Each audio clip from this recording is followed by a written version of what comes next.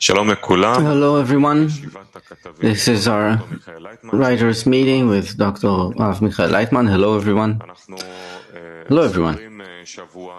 So we're capping off a week with all its current events. We have several issues to raise here.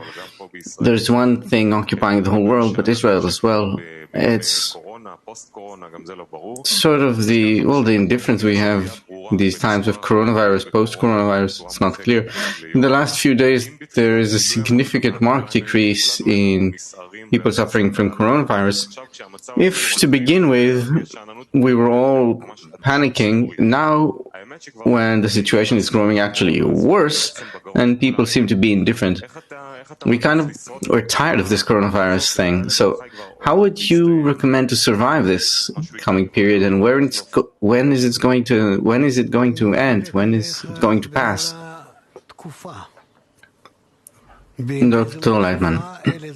Well, I disagree with you that this is just the times, just a period of time. No, as far as I'm concerned, this is a state that can continue. We can carry it with us to the end of the world, and you won't be doing anything about it. It's above you.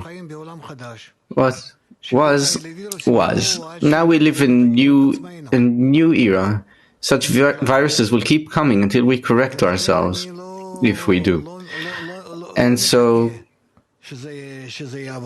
I'm not waiting for it to pass. I'm not expecting it to pass.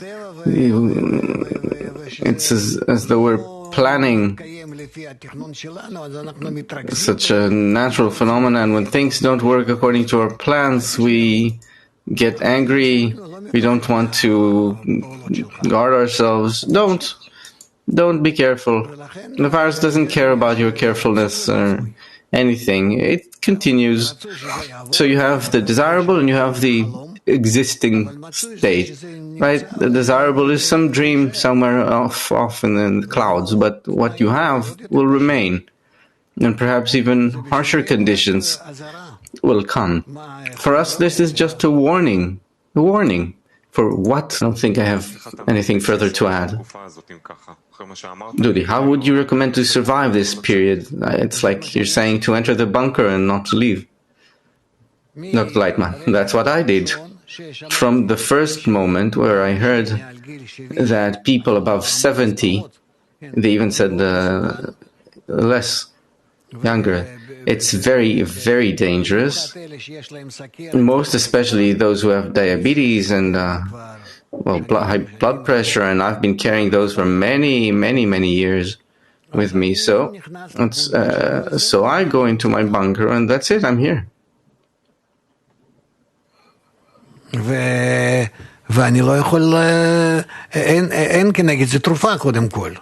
there is no cure also. And I don't see any solution. I'll sit here until the end of my life or until the coronavirus passes. What can I do? Don't I want to go out to have people visit me, to sit with my students together in a meal, in a lesson? What is life for me? What is it about? What life do I have other than that? But no. I agree to sit here this way. Dudi, there are people saying that, okay, this is just life with corona. We need to learn to live with the corona. It's like other diseases we have in our lives, just to live with it, not to stop life. And you said also it's going to continue accompanying us. So what does it mean to live under the shadow of the coronavirus? To live with that pandemic? Dr. Laitman, living with it means that I need to be careful about how not to give it to others. Not how not to catch it, but not how to give it to others. So I protect myself, I put a shield here, a screen, so that no spittle, no moisture from me will touch others, even though I know that I'm clean and healthy, but I must behave that way with respect to others. If we all think how not to give others our own viruses, we will learn from this how not to transmit to others anything bad. From that I will learn how to care for others, so that others will become more, at least as important to me as myself, if not more. And these viruses will teach us to live in this way. Duty. And how will it help me, the mask and Dr. Laitman? And then in that way I protect myself. It's only in that way where I protect others. That way I can protect myself. We had this nice exercise we did once in our Congress, where we had it was close to Haifa, Sitrin, the village of Sitrin. Yes, we walked on these things that can fall there, and I told everyone, each one thinks how he helps his friend follow him, because we had blindfolds on also. You remember that? Gilad, yes, it was an obstacle course. Dr. Laitman, yes, so I held on to Benzi and led him. And it's only that way, when you care for him, then you don't fall. Otherwise you'll fall. That's how it should be now. Duty. Why so? Dr. Laitman, if you care for others, you're under the care of the upper one. Yes, that's how it is. Duty, can you explain this rule? Dr. Laitman, it's called emissaries of the commandment will not be harmed. Duty, and the commandment is?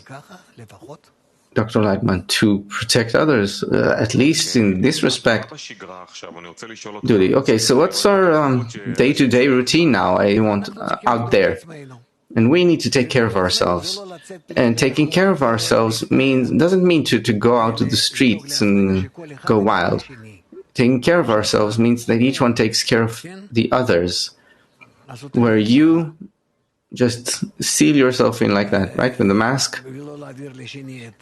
so as not to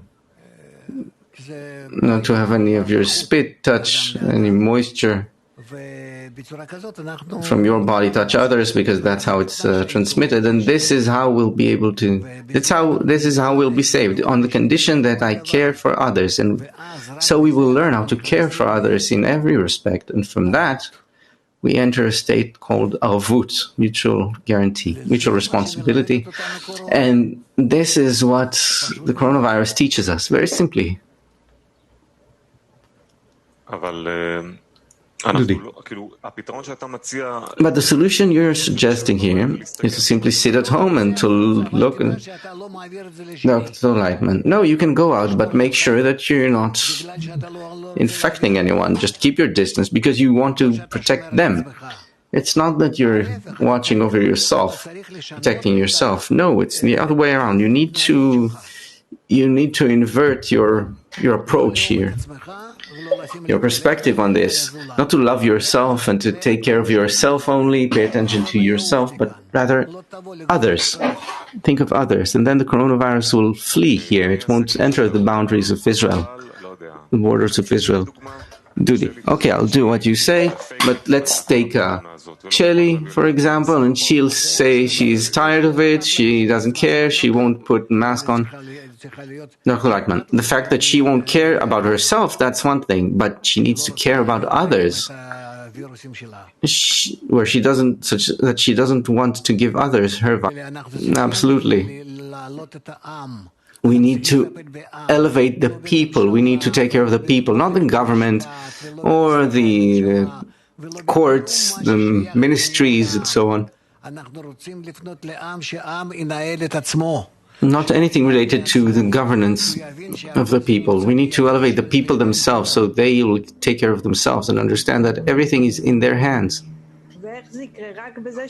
Shelley, and how will this happen? It's only if now I think more about others, where I don't want to infect them, but or do we need to be also active to create a certain social wave where people express themselves,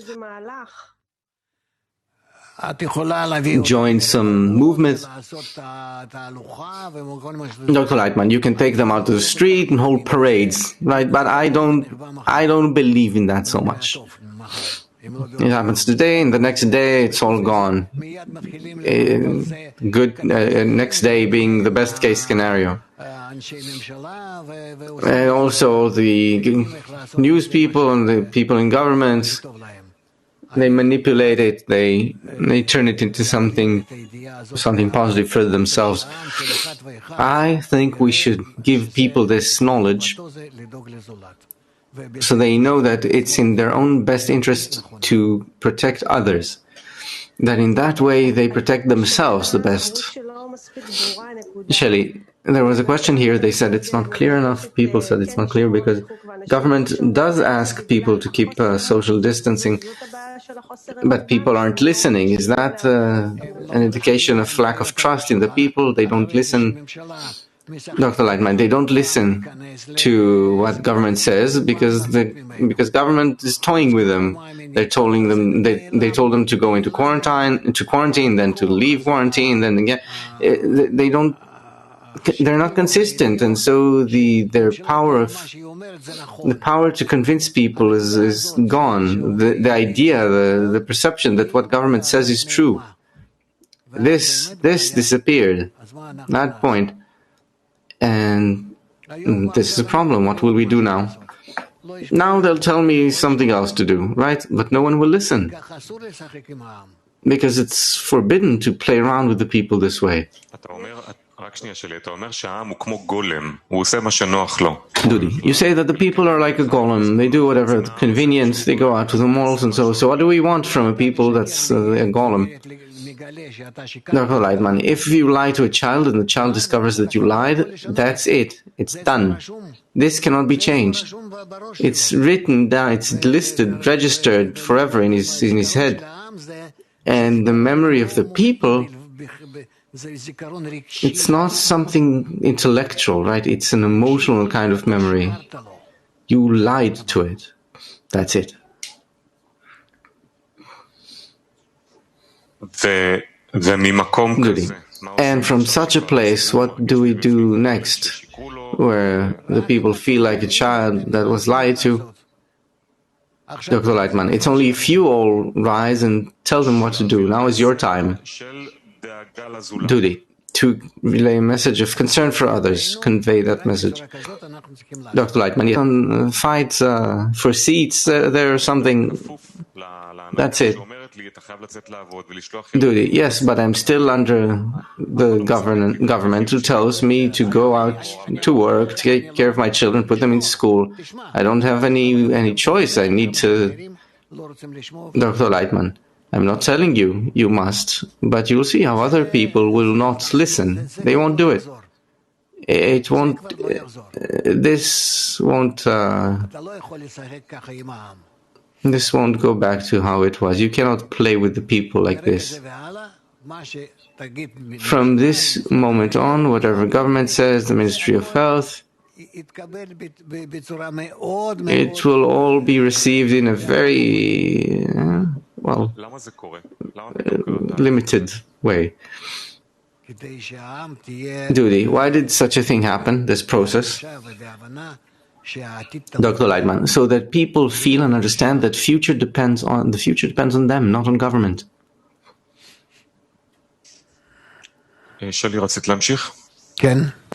Shelley, you wanted to continue? Shelley, yes, an opposite example to what we have here is New Zealand. They have a woman there, Prime Minister, and after 50-something days of quarantine, they got to a state where there are no sick people there. And the Prime Minister, what she did there was she kept telling people we're in the same boat, let's be considerate of each other, let's take care of each other. And the people expressed great support for her, great trust in return. Is that better behavior? Dr. Laitman, yes, 100%. She related to the whole people as to her own family, like her children. That's the correct approach. Shelley, yes, she was in daily contact with the people, constantly checking what's happening everywhere.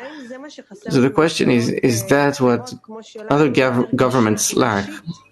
A more feminine approach, a more kind of family-oriented approach in government.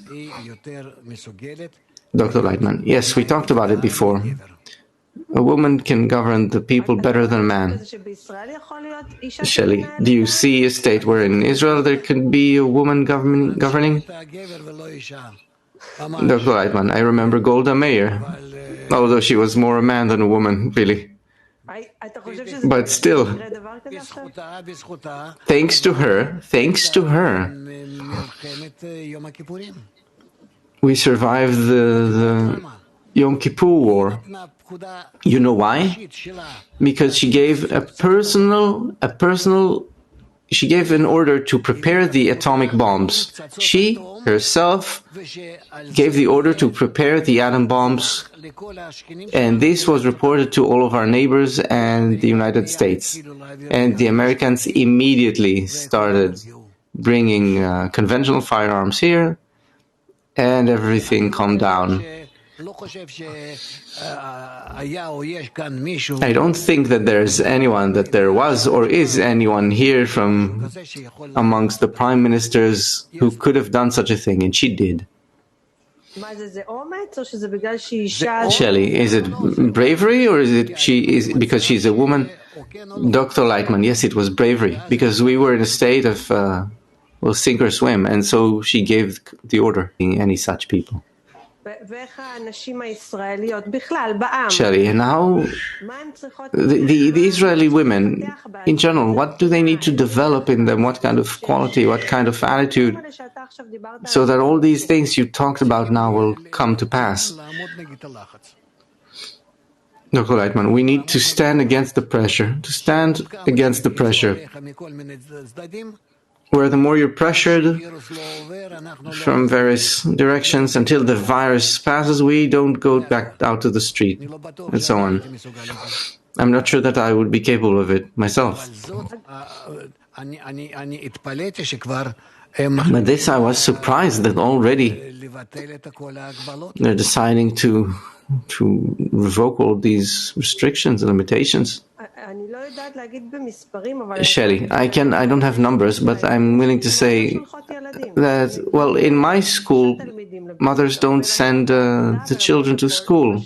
Maybe 6 children go to school. Despite work and despite everything, they leave them at home. Dr. Laitman, well, it's late already. Now you have a problem with the children. This is much more sensitive an issue when children become sick.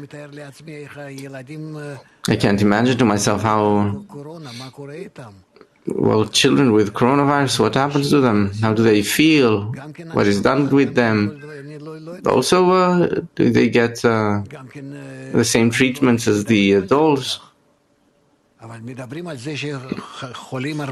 Respirators and so on, or I don't know. But they're saying that many are sick. It should be an example to show people how severe the situation is. Duty. If responsibility now passes to the public, where will that take us? Dr. Laitman, you can't give that responsibility to the public. The public can't govern themselves. You can only make each and every individual responsible for himself and for those around him. As we said in the beginning, Duty, the people also demanded to come out of quarantine. Dr. Laitman, the people are little children. They always want to emerge from any situation of pressure or stress. Do you think I'm not under pressure? I tell everyone that, yeah, I'm sitting here, I feel good, I'm willing to remain this way to the end of my life, and so on. You can carry me out from here on a stretcher already to the cemetery. That's what I say. But what? Don't I want to go out? I'm dying to go out. I also want to travel abroad. Duty. From next week, it's possible to go to Greece. Dr. Laitman. And I'll be very happy to do so. They're waiting for me there. Duty. So if you stand out in the streets, in a line, in the supermarket, everyone have to maintain 2 meters distance, wear a mask. Someone next to you isn't wearing a mask. Will you comment? Will you not? Is it my responsibility to have a mask on me? Is the responsibility only on me? Dr. Laitman. Yes, it's your responsibility. Duty. And with respect to others, do you keep silent? Dr. Laitman. Yes, I keep silent. I am an example. I want to serve as an example only. They should see how I behave. I think there should be protection from the glasses down. For those who wear glasses, you have this shield coming down from the glasses, down over the mouth. And that's it. A small thing, not like one of those helmets, those things you put on a horse or a donkey, maybe, tack and so on. And just put a sticker on you, maybe. Mouth and then the nose. You need to cover the eyes, nose, and mouth. That's it. And in a nice way, perhaps you need to have something custom made to each person, but then it's certain that you're protecting the others. Of you. Dr. Laitman, I would like to ask about something which I thought I understand. It's what I thought I understood. You talked about lack of trust in public institutions. You said that this is a process that needs to happen, that the people need to understand that they cannot rely on public institutions. Can you expand, elaborate? Dr. Laitman, I don't know, I don't understand much in that, but I see that the people, if you tell them now to go out, to go back to quarantine, etc., they do what they feel like now. All of them. The old ones, the young ones, everyone. Nobody listens to government. But it becomes a kind of anarchy. It's not... Dr. Laitman, no, it's not anarchy. Order doesn't mean that I listen to every word of a lying government. Perhaps it's the opposite. I cannot do what they tell me anymore. Right? They themselves caused this to happen. A view, so some other voice needs to come out for the public because people need some compass, some direction, something. Ultimately, they want someone to trust. Dr. Laitman, concern for others, that's your compass, where each individual cares for the others. And you will see that this is how it'll happen. It'll be. If not now, then in half a year, but this is exactly what will happen. This virus will teach us. And this is something that will grow from the bottom up. Is it a communal community process? Is it what? Dr. Laitman, of course, certainly from the bottom up, because people don't trust anything that comes from the top. The wise ones, the doctors, the government, no, they lost faith in. Okay, we'll switch to a different topic. I think we already got a full package here for dissemination for today. We will begin to organize such masks.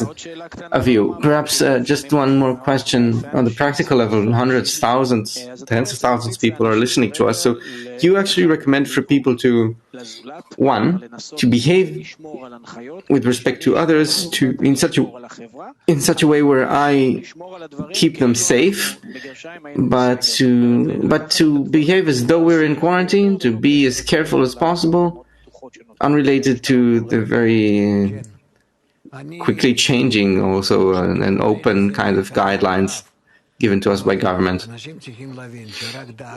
Dr. Laitman, yes, it's not that look, the people need to understand that it's only care for each other that can help us and protect us from every problem, including the coronavirus. Duty and personal example here has Dr. Laitman. And I'm not saying that you need to replace government or all those offices. it's clear that, well, that's not my intention and it won't work either. I'm not passing criticism on them because it was the same everywhere. It will be the same in any case. Duty. So, personal example is a very serious issue here because when I go out to the street, I need to give others an example of how I wear the mask, not even for my own sake, but for them. Dr. Laitman, yes. Duty, is there a spiritual force here in this? Dr. Laitman, yes, of course, concern for others. Do you know how useful, how helpful this is? Write on your mask that you're wearing it in order to not give others the virus. And you'll see how they'll keep their distance from you. Duty, okay, I'll write it. Alright. I'll write on it. So, our next topic, with whatever time we have left, is I want to ask about a global issue, a global trend now. It's a demand to remove statues and memorials and so on, involving people who were involved in the repression of peoples, and also not only removing statues, but also changing the names of streets and buildings. This is all a result of what happened in the United States, the racism, etc. They don't want any such symbols of harmful individuals. But the question is, other than, well, this spontaneous violent activity, well, beyond that, is it a good step to change our history in that way and change the names of the streets and so on? Dr. Laitman, well, I don't think all of that is necessary. Statues in general is not according to our culture. And names for streets, I think that's also a kind of, it's a custom which is not exactly kosher. Why should I call a street, well, after very smart intellectuals or sages, people who gave some philosophy spirit to the... No, I wouldn't do that either. I would just cancel it all. What names to give streets?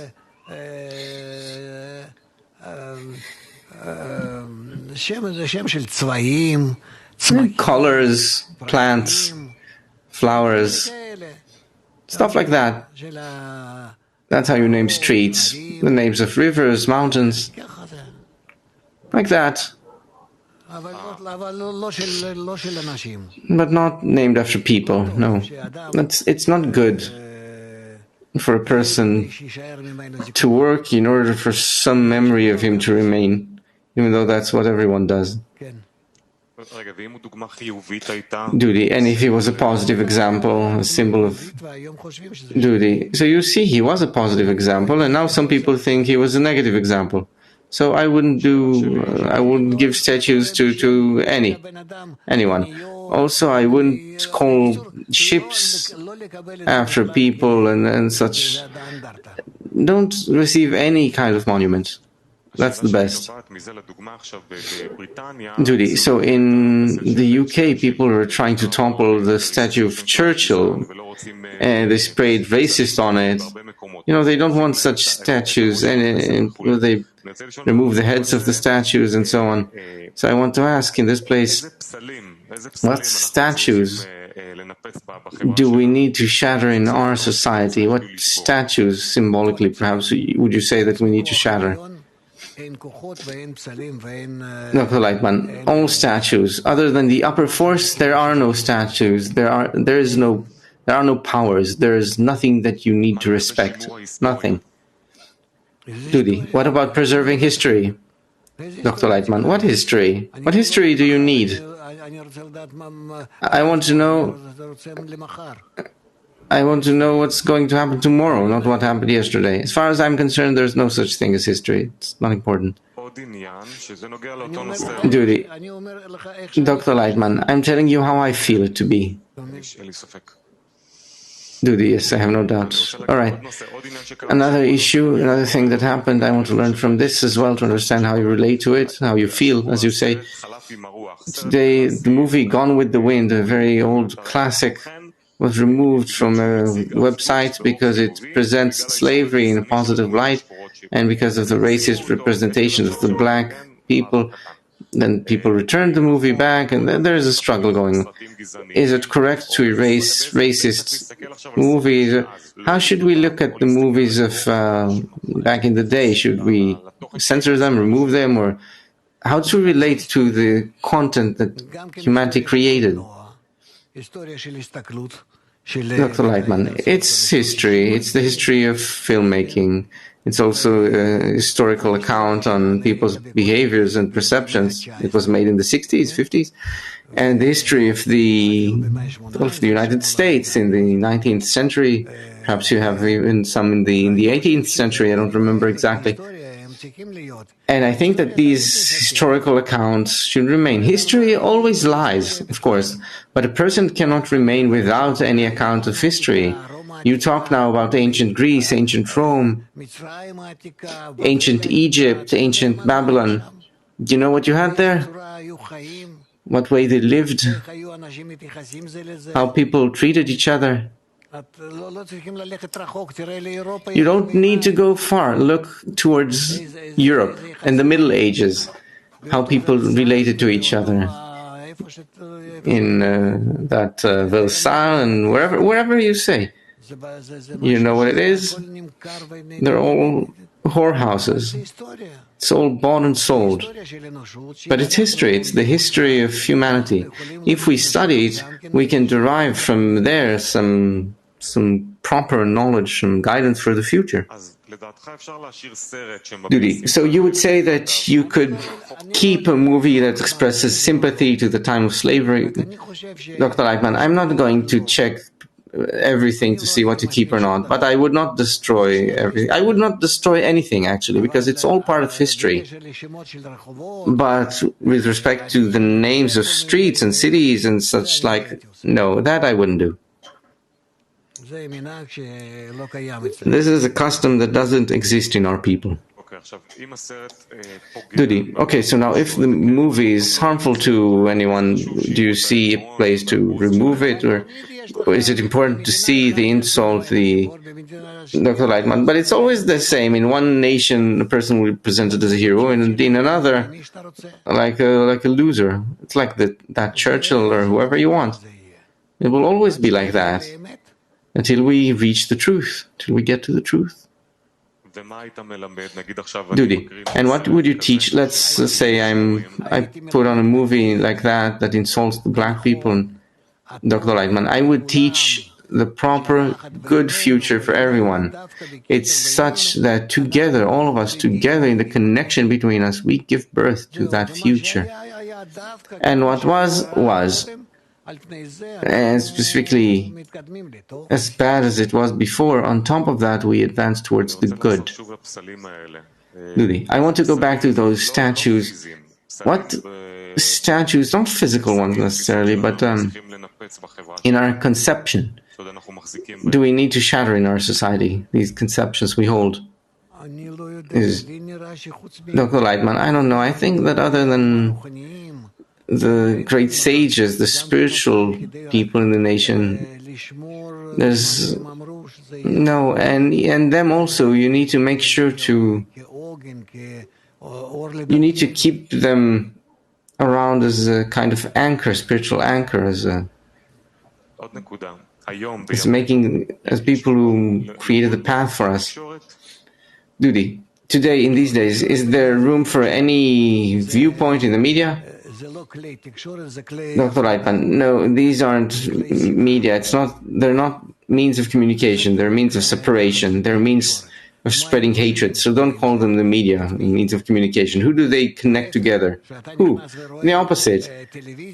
When you go and watch TV or something, there is not a single program where people don't get together trying to eat each other, to devour each other. So what kind of communication are they displaying there? Why is it called communication? Duty. Okay, so never mind their names. I'm talking about the channels where people express their egos. Is there room for the expression of every kind of ego? Does every opinion merit a place? Dr. Laitman, no, only one opinion. Learning the nature of nature, or the nature of the creator, as we call it, and bringing that to the knowledge of the people. That's the only thing we need to have. Shelley, what does it mean actually to study the Creator? Because, well, every thought that comes to a person comes from the Creator ultimately, no? Dr. Laitman, yes, of course. And Shelley, so what's the difference between each one expressing his thoughts and actually studying the Creator's wisdom? Dr. Laitman, I can't explain if you say it's the same thing, but I got it from above, right? It came to me from above. I go to a person, I slap him. I'm taken to court and I'm asked why. And I say, I got such an inspiration from above, from the heavens, right? That's your opinion? Shelley, well, it depends on the courthouse exactly, but Dr. Laitman, I don't want to talk on this level. Come on. Shelley, the question isn't what comes from above, but rather what it actually means to study the Creator's mind. Or how do people know that they're engaged in it? Dr. Laitman, we need to have a Sanhedrin, a group of wise men who will study nature, the nature of the Creator, and then we can turn to them and tell and know. And those are the people I want to see in my media, in my means of communication, because they truly connect us together. All their actions are meant to tie us together, and us to the upper force, where we're all as one unit. And in that single unit, we will discover the upper force. And these are means of communication, means to create communication, a connection between everyone and the Creator. Who does that today? They just took that name, which is the actual opposite to their vocation. Shelley, that's a very nice definition. The question is, what can a simple person not part of the Sanhedrin, he doesn't understand what connection with the Creator means, how can he feel that he's expressing himself correctly? What should he study? Should he study the Creator's ways of connecting people together to what? What is the right direction? Dr. Laitman, they need to be taught. That's what our forefathers did all across history. There was not a single child who didn't know how to write and read, and who didn't know all these laws and rules. That's how it was in the Jewish people. What should I follow? What I learned from your colorful coloring books? Shelley, so with everything that's happening to the world today, with the coronavirus, everything is moving quickly, taking on new forms and shapes. Will people start feeling resentment towards all the outer statues and to seek an inner truth? Dr. Laitman, not immediately, but certainly yes. But this is the path of suffering, not the path of the light of the Torah, not the quick path. Dudi, one last question, Rav. You say that you'd show the world the good future, but when there's good without conflict, it's not interesting, really. Dr. Laitman, you have conflict today. Why should I show them anything bad to come? I can show them you have this path or that path, but I'm trying to teach them how to advance in the good way, and if not, then they will stumble upon the bad. Dudi, okay, I think we will conclude our meeting. Still have a voice to give the friends in the world Kli an afternoon lesson. So thank you. And let's make sure to protect each other. I'm telling you, this is the most important point. This is the most important thing you need to convey to everyone, because then we will be under the care of the upper force and no one will be harmed. Be healthy. All the best. Goodbye.